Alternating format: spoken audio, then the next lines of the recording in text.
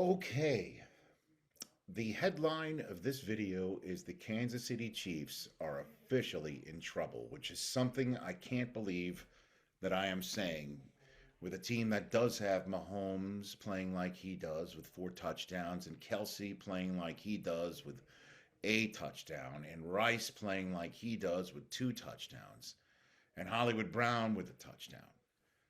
And pretty much everybody from their championship seasons. But the Kansas City Chiefs are in trouble with 6 losses now. 6-6. We were going into last week saying that Mahomes has never been 500 this late in the season. We're now going into next week, week 14 of the NFL season, with the Kansas City Chiefs at 6-6, with pretty much everybody still there. Bolton and McDuffie and Jones and Spagnuolo as the DC and Nagy as the OC with Andy Reid. I honestly don't know what it is, but everything that the Kansas City Chiefs have been doing this year looks the same, with the exception of about 10 plays. Now, obviously, that's the difference between winning and losing in the National Football League.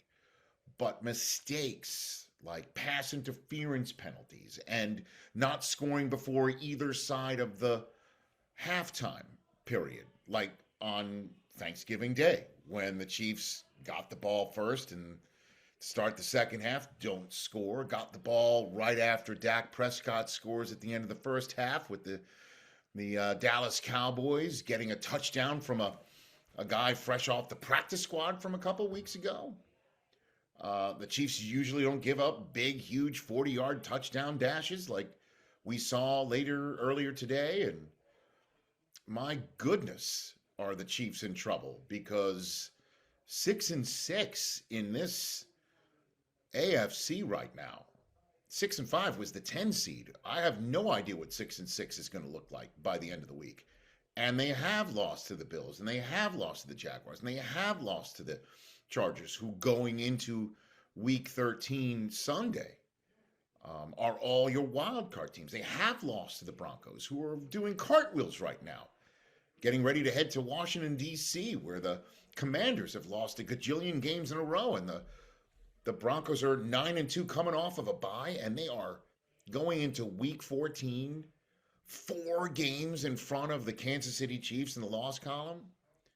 So at this point in time, it sure does look like we're going to have a new AFC West champion for the first time in a decade. 9 straight seasons in a row is 100% in the line of fire, in jeopardy, if not completely already done right now. 5 games to go. And the Texans are in Indianapolis this week, and they're the ones who have to go to Arrowhead next week. Now, the good news for the Chiefs is there are some winnable games. They play Vegas. They play Tennessee. They play at home for 3 of their final 5. They're better at home than they are on the road, although, again, they played good football for the most part, winning football for the most part in Dallas, but they made too many mistakes. And they're the ones who came up with the first turnover of the game, and still that wasn't enough for the Chiefs to take an early lead and get a turnover. The defending AFC champs 3 times over, the Kansas City Chiefs' dominant dynastic window of Super Bowl appearances and chances. They're 6-6 heading into week 14 again. I'll repeat this line that I was saying with the stats for the last few days on the Rich Eisen Show. The earliest the Kansas City Chiefs season has ended in the Patrick Mahomes era is overtime in the AFC Championship game, which happened in Mahomes' first foray into the playoffs to Tom Brady, and then he made the Super Bowl and won it. Then he made the Super Bowl and lost it. Then he went to the AFC Championship game and lost that in overtime to Joe Burrow, and has made the Super Bowl every single year since then, either winning or losing. And this year, it is all in jeopardy. They are running out of time and certainly out of room for error. Now, the reason why I start with the Chiefs, normally when the Cowboys win or lose, you start with them. But the Kansas City Chiefs are a dynasty. that is either in the final throws or is in a spot that we are not used to seeing them in, from which they will still continue to somehow advance. All they got to do is get a ticket into the dance, but right now they are going to have to win, if not win out, and get a ton of help. As for the Dallas Cowboys, they've won their last 3 in a row, and they do not look like the team that started 3-5-1 at all. And part of that has to do with, obviously, the ascension of George Pickens, who is turning into one of the most dominant physical receivers this league has seen in quite some time. He is unbelievable. The play that he made where he almost scored by spinning out of a what looked to be just a short gain or a first down gain of about 10 yards, spins out of it, goes to the sideline, takes off. What a move that was athletically. And then to have the speed to take off and have a breakaway speed from everyone else and almost leapfrog over a defender to make it one of the greatest highlights in the history of Thanksgiving football. And I know what I'm saying. If George Pickens had scored instead of being tackled on that leapfrog over the final defender standing between him and the end zone, that would have been one of the most amazing touchdowns in the history of Thanksgiving football. Instead, it was something that set the Dallas Cowboys up for what turned out to be a field goal to take a 2-score lead, from which the Chiefs almost came back to get a chance to tie the game, if not win it at the end, if it wasn't for George Pickens on the final drive twice. Once getting a clear pass interference penalty because he made an incredible move inside on a defender who is terrific defending on the inside shoulder in Watson. And then a first down grab to end the game and bring on the victory formation. CeeDee Lamb doing what he's doing. Javonte Williams doing what he's doing. Everybody who runs the football doing what they are doing. And defensively, DeMarvion Overshown coming back. He is all over the field. And him being on the second level has 100% helped everyone behind him and everyone in front of him. That now includes Quinnen Williams. I'll be honest with you.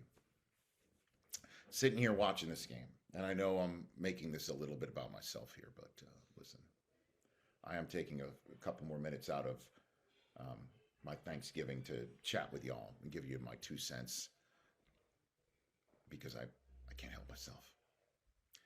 It hurts to see Quinnen Williams and another team. The Jets, I don't know what they're doing, man. They better use these draft picks wisely, and we're going to see what they're going to do in order to rebuild their team using Dallas Cowboys draft choices. But Quinnen Williams is remaking this defensive line alongside Kenny Clark. And you got to give it up to the Jones family for making these moves. But Quinnen Williams is reconstituting this defense up front. DeMarvion Overshown is reconstituting this defense behind that. And they're only going to get healthier, one would think, on the back end of the defense. At 6-5-1, what a huge game next week at Detroit is going to be, 1 week from this very moment, because the Lions are 7-5. The Cowboys are now 6-5-1. They are rooting hard for the Chicago Bears tomorrow. Lions are rooting for the Eagles. Dallas is rooting for the Chicago Bears, because if the Bears win this game and make the Eagles 8-4 and the Dallas Cowboys are 6-5-1, the division is not yet over. That's still a long shot. But Dallas right now, 6-5-1 behind the Lions at 7-5. We'll see what happens with the 49ers moving forward. Obviously, a result like the Eagles beating the Bears in the long run might be better for Dallas, because a wild card appears to be the better shot for them to make the playoffs.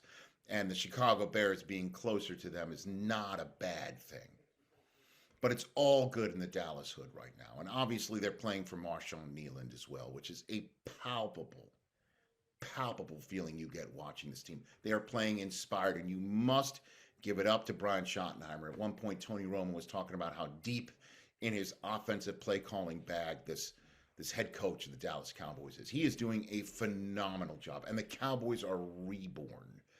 The old school Bill Parcells axiom that the season begins at Thanksgiving.